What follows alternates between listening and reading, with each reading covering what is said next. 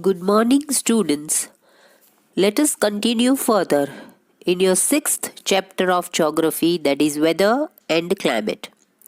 After getting an idea about the wind system and the different types of winds in the previous lectures, let us know something about the three important processes of the water cycle, that is evaporation, condensation, and precipitation.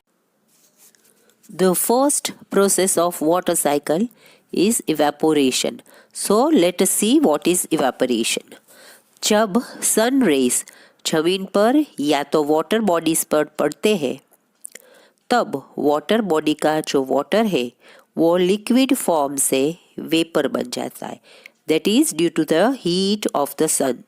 This process that changes the liquid, that is the water, into water vapor is called evaporation.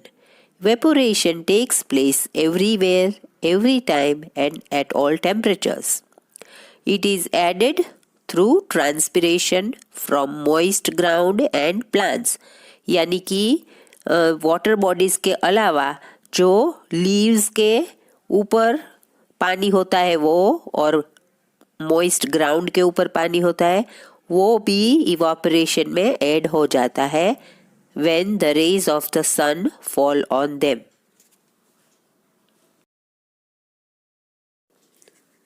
तो अब हम देखेंगे water cycle की second process को, that is condensation. जब water evaporation की process से water vapour में ट्रांसफॉर्म हो जाता है तो वो एटमॉस्फेयर के अपर लेयर्स में राइज होने लगता है. At a given temperature there is a certain limit to the quantity of water vapour that the air can hold. जब एयर में वाटर वेपर का अमाउंट मैक्सिमम होता है the air is said to be saturated. Atmosphere का वो temperature जबकि air saturate हो जाती है यानी कि उसमें maximum amount of water vapour रहता है तभी वाटर वेपर का यह अमाउंट मैक्सिमम लिमिट तक पहुंच गया है. That point is called the due point. और जब सैचुरेटेड एयर का टेम्परेचर ये ड्यू पॉइंट जो है उससे कम हो जाता है तब एयर में जो वाटर वेपर है वो वाटर ड्रॉपलेट्स में कन्वर्ट हो जाती है. So we can say that when the temperature of the saturated air reaches below the dew point, the water vapor begins to cool down and it begins to change into droplets of water, and this process is called condensation. जब atmospheric temperature और भी लो होता है तब क्या होता है, तब वहाँ जो वाटर वेपर प्रेजेंट है वो टेम्परेचर लो होने के कारण स्नो में चेंज हो जाती है, उसका बर्फ बन जाता है. अब हम देखेंगे इम्पॉर्टेंट फॉर्म्स ऑफ कंडेंसेशन के बारे में. At different temperature the condensation is seen in different form in different areas. So let us see about each one of them. The first form of condensation is dew. Winter season में जब moist air plant के leaves या तो grass के contact में आती है तब वो एयर वहाँ छोटे छोटे वाटर ड्रॉपलेट्स के फॉर्म में कंडेंस हो जाती है. These water droplets are called dew. Now the next one is frost. Temperature fall होने से जब ड्यू ड्रॉप्स फ्रीज होकर आइस फॉर्म हो जाता है it is called frost. The next one, that is the next form of condensation, is fog. It is formed when condensation takes place in the lower layers of the atmosphere, above water bodies or close to the land surface.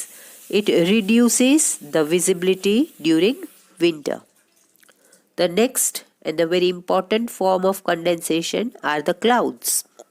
जब air में water vapour है वो dust particles के आसपास condense हो जाती है यानी कि कलेक्ट हो जाती है ठंडी होकर, और tiny droplets of water form होते हैं, देन क्लाउड्स का फॉर्मेशन होता है।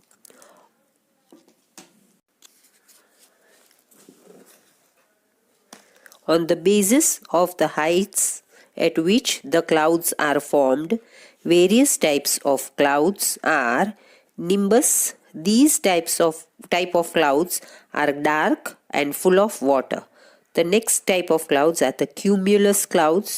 These clouds are white or grey. Cirrus clouds. These clouds are feather white. You can see them in the picture on your screen. And the next one are the stratus clouds, which are thin white sheets.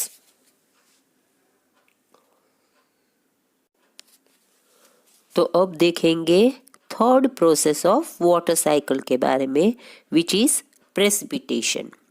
जब water droplets बहुत heavy हो जाते हैं to float in the air, they come down as precipitation. So we can say that when droplets of water become too heavy to float in the air, they come down as precipitation. और precipitation जो अर्थ पर liquid form में गिरता है उसे हम rain कहते हैं। रेनफॉल प्रेसिपिटेशन का सबसे इम्पॉर्टेंट फॉर्म है और ज़्यादातर ग्राउंड वाटर यानी कि ज़मीन में जो पानी होता है मेनली रेन वाटर से ही आता है।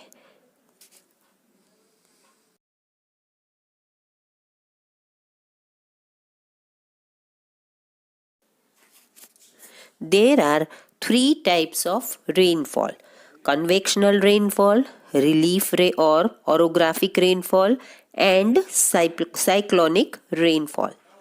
रेनफॉल के अलावा भी प्रेसिपिटेशन के कई और फॉर्म्स भी है। So let us see about all of them one by one. तो प्रेसिपिटेशन का एक और फॉर्म है हेलस्टोन्स। हेलस्टोन्स फ्रोजन वाटर ड्रॉपलेट्स ही है। जब कन्वेक्शनल करंट्स वाटर वेपर को हायर ऑल्टीट्यूड पर यानी कि हायर हाइट पे ले जाते हैं, कैरी करते हैं, तब वो फ्रीज हो जाते हैं क्योंकि वहाँ टेम्परेचर कम रहता है। जब ये फ्रोजन ड्रॉपलेट्स साइज में बड़े हो जाते हैं, देन दे फॉल एज हेलस्टोन्स। हेलस्टोन्स से क्रॉप्स, एनिमल्स और हम सबको प्रॉब्लम्स फेस। तो प्रेसिपिटेशन का एक और फॉर्म है हेलस्टोन्स। हेलस्टोन्स फ्रोजन वाटर ड्रॉपलेट्स ही होते हैं। जब कन्वेक्शनल करंट वाटर वेपर को हायर ऑल्टीट्यूड पे यानी कि ऊंचे हाइट पर कैरी करते हैं, तब वो फ्रीज हो जाते हैं। जब ये फ्रोजन ड्रॉपलेट्स साइज में बड़े हो जाते हैं, देन दे फॉल एज हेलस्टोन्स।